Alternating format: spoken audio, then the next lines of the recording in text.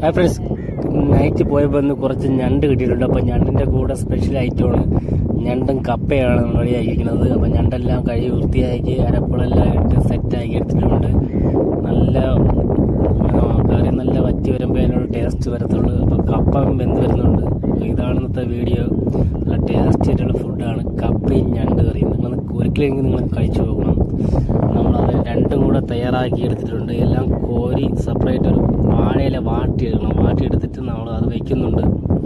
വെച്ച് കഴിഞ്ഞതിന് ശേഷം ഈ കപ്പയും കുറച്ച് പൊറോട്ട കൂടെ മേടിച്ചിട്ടുണ്ട്. അപ്പോൾ കപ്പയും പൊറോട്ടയും ഞണ്ട് കറിയും കൂടെ മിക്സ് ആക്കി ഇട്ടിട്ടുണ്ട്. ഇതൊന്ന് കഴിച്ച് നോക്കണം. ഒരിക്കലെങ്കിലും നിങ്ങളിത് ചെയ്ത് നോക്കണം. ഓക്കെ.